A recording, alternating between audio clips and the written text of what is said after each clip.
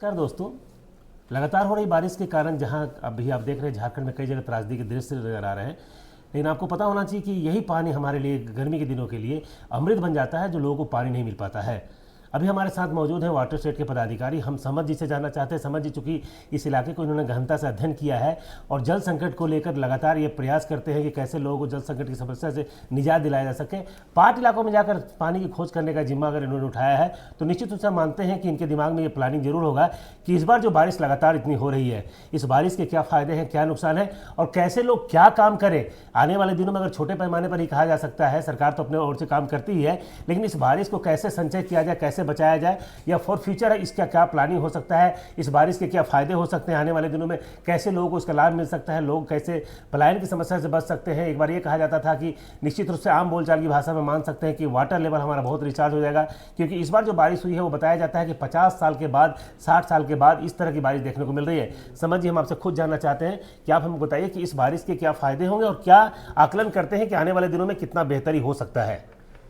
धन्यवाद। जैसा कि ये साल जो बारिश हो रही है, ये देखा जाए तो पिछले 50-60 साल पहले ऐसा हुई थी, लोगों का कहना है।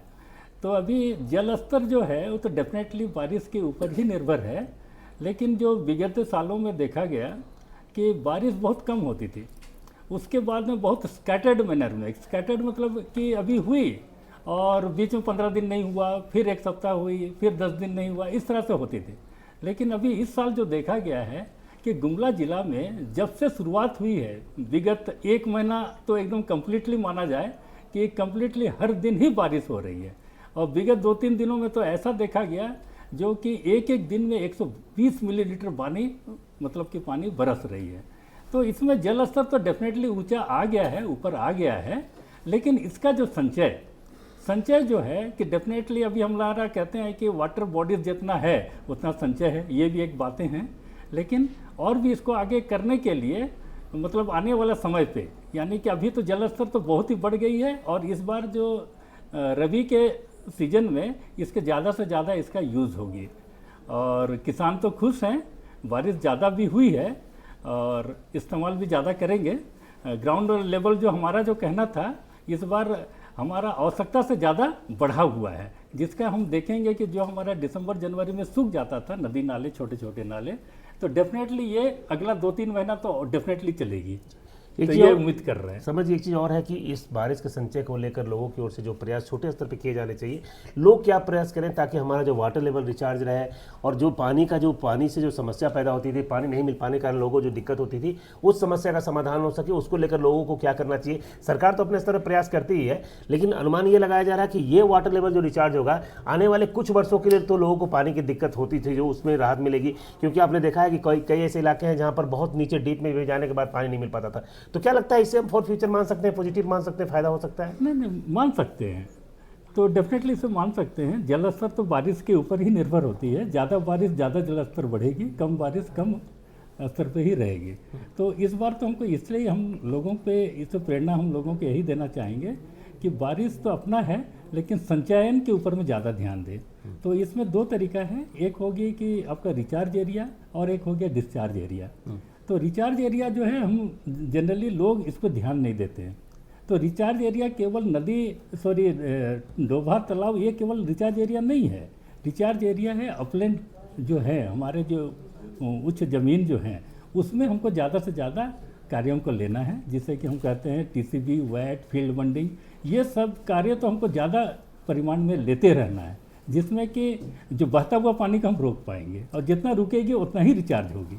समझ एक चीज़ और है, आपसे एक चीज़ और जानना चाहते हैं कि लगातार हो रही बारिश के बाद अब जो नमी, वाटर लेवल का नमी जो रिचार्ज होगा, उसके बाद किसानों को जो फायदा होगा, उसमें किसानों के लिए क्या सलाह देना चाहते हैं, किसान किस तरह से इसका लाभ उठा सकते हैं ताकि जो पलायन करने की जो समस्या होती थी, धान और गेहूं की खेती तो सामान्य चीज़ें हो गई, बाकी सारी चीज़ों के लिए आप लोगों को प्रमोट करते हैं, पाट क्षेत्रों में जाकर लोगों को प्रमोट करते हैं, तो ये जो नमी का जो मात्रा बढ़ेगा, पानी का मात्रा बढ़ेगा जमीन में, उसका क्या फायदा किसानों को मिल सकता है? किसान को इसका तो जरूर ही फायदा होगी, क्योंकि जल स्तर बढ़ी हुई है। अच्छा, तो अभी हमारा क्या हुआ कि खरीफ एक सीज़न होता है, इसके बाद में रबी सीज़न होती है। तो रबी में लोग बहुत कम खेती करते थे, तो इसका नमी बरकरार रहेंगे तो दलहन की खेती ज़्यादा होगा, तिलहन की खेती ज़्यादा हो पाएगी, ये तो उनको डायरेक्टली उसका लाभ मिलेगी। और जहाँ जहाँ हमारा जलाशय हैं, जहाँ जहाँ हमारा वाटर बॉडीज़ हैं, तो सरकार की तरफ से भी काफ़ी पंप सेट के तो काफ़ी सुविधाएं दी जा रही है, तो ज़्यादा से ज़्यादा ये लोग खेती करें। पाट क्षेत्र के लोगों को किसी का कुछ फायदा मिल सकता है एकदम फ़ायदा मिलेगा। और इस साल एक अच्छी बातें हैं पाट क्षेत्र के लिए, जहाँ जहाँ स्प्रिंग्स हैं, जहाँ जहाँ झरने हैं, इस बार भारत सरकार की तरफ से एक सोशल योजनाएं लिया गया है, जिसमें कि हमारे विभाग के द्वारा बिशनपुर में, घाघरा में, डुमरी में, चैनपुर में कुछ 19 से 23 जगह को चिन्हित किया गया है जहाँ झरने हैं। हम झरने को कैसा उपचार करते हुए उसको खेती उपयोगी में ला सकते हैं, ये काम शुरू हो गई है। यानी माना जा सकता है कि जो भयावह दृश्य दिख रहा है, जिस तरह से लोग पानी से परेशान हो रहे हैं, तो इसके फायदे भी भविष्य में दिख बहुत सकते हैं। एकदम दिखेगी, एकदम दिखेगी। मतलब गुमला के परिप्रेक्ष्य में बात करें तो गुमला को किस रूप में आप देखते हैं? तो गुमला के परिप्रेक्ष्य में क्या फायदा होगा? डेफिनेटली गुमला जिला में, जैसा कि अभी हम तो इंडिया से हैं, है ना, तो अभी सभी जगहों में अभी देखा जाए तो जितना गुमला जिला में अभी बारिश हुई है, ये मतलब ये औसत से ज़्यादा है, और इसका फायदा आने वाला समय में किसानों को डायरेक्टली मतलब जो नुकसान हो रहा है उसकी भरपाई भी भरपाई होगी। तो साल भर लगता है कि खेती कर पाएंगे आप किसान? एकदम कर पाएंगे, एकदम कर पाएंगे, अगर किसान चाहे तो। किसान चाहे तो, क्योंकि जो भी नदी नाले जो दिसंबर जनवरी में सूख जाते थे, उसमें इस बार हम लोग बहता हुआ पानी देख पाएंगे, तो पानी पर्याप्त मात्रा में मिलेगी। तो दोस्तों, आपने देखा कि हमारे साथ समझ जी मौजूद थे, जो लगातार वाटरशेड के फील्ड में काम कर रहे हैं। इनकी पूरी टीम काम कर रही है। उन इलाकों में जहाँ जाते हैं जहाँ पर पानी नहीं होती, वहाँ पानी की तलाश करते हैं। और इनका भी स्पष्ट मानना है, जिस तरह से बारिश बहुत ज़्यादा हुई है तो लोगों को नुकसान तो हो ही रहा है, थोड़ा बहुत नुकसान हो रहा है, लेकिन आने वाले दिनों में इसके फायदे बहुत ज़्यादा मिल सकते हैं। सुशील कुमार सिंह, गुमला।